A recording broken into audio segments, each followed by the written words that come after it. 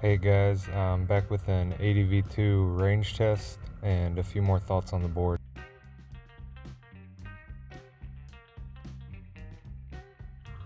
I was hoping to be able to ride about 40 miles if I stayed at around 20 miles per hour. I left my tire pressure at 11 psi. If I pumped it up a few more pounds, I could probably get a bit more range than I ended up getting in this test. For this ride, I set the tune to Big Tire Float, which felt all around like a pretty good ride. I'm definitely getting a lot more comfortable with the board. I also added 2mm foam grip tape from One Wheel Parts. I was hoping this would help with foot fatigue, and it definitely did. It also felt like a much better grip than stock. I would hit some bumps occasionally, and even some that I wasn't expecting, and I didn't notice much foot slippage like before. I still want to get some footholds though, and have a plan now, which I'll be posting a review after some testing and installing some that I have on the way.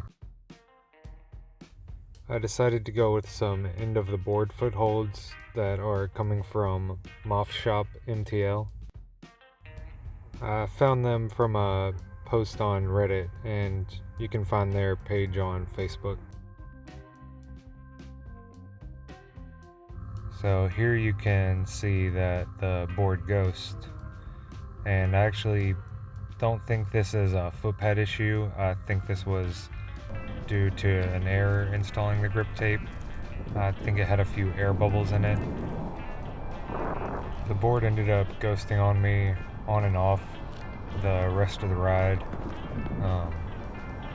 At first I thought that it was a foot pad issue and just due to riding about 10 miles at a time without taking a break, but I got back and I hit the pads with a heat gun, and I actually saw 2 bubbles form under the tape, and I pressed those out and went for another test ride, and I didn't have that issue anymore.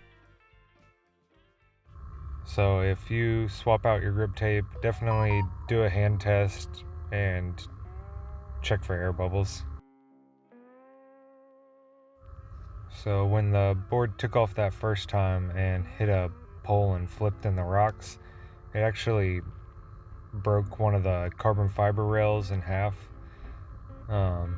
which was not too shocking. The carbon fiber is a lot thinner than I expected.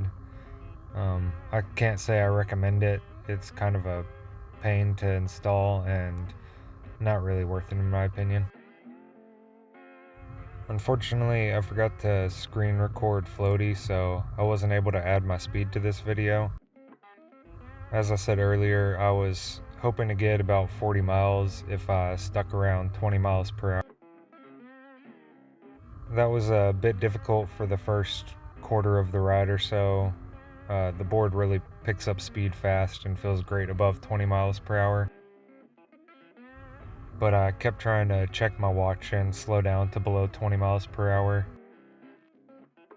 On my ride back, there was some pretty strong wind pushing me, and I ended up sticking around 15 or 16 miles per hour. I rode for 2 hours and 20 minutes, and my average speed ended up being 15 miles per hour. Also, this was starting from 97% charged.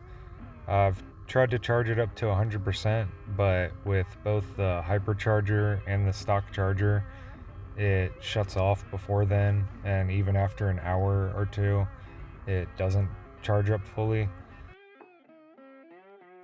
I ended up back in my car with 4% battery, and after sitting, the battery settled at 9%, but I didn't want to keep pushing it with the battery that low. So at an average speed of 15 miles per hour, I went 26.6 miles, which on a full battery, that would equal about 30 miles. My weight with my bag and everything is probably about 170 pounds. I'm not really sure what weight person or how slow someone would have to go to actually get 40 miles out of a charge. This bike path that I was riding on is mostly flat pavement with the exception of a few hills and a few small off-road sections. So I was kind of surprised not to get closer to 40 miles on this charge, especially with how much I felt the need to hold back on speed. Even though the board didn't go the full 40-mile range, I'm still overall really satisfied with this. I think it's a great value for the range and speed that you get. I'll be trying to do an uphill test, some downhill speed test, and a range test when riding fast, as well as some foothold reviews coming soon. Subscribe to see when those come out. Also, if you would like to see the session log in VESC, I have it posted at the end of the video. Other than that, stay safe and float on.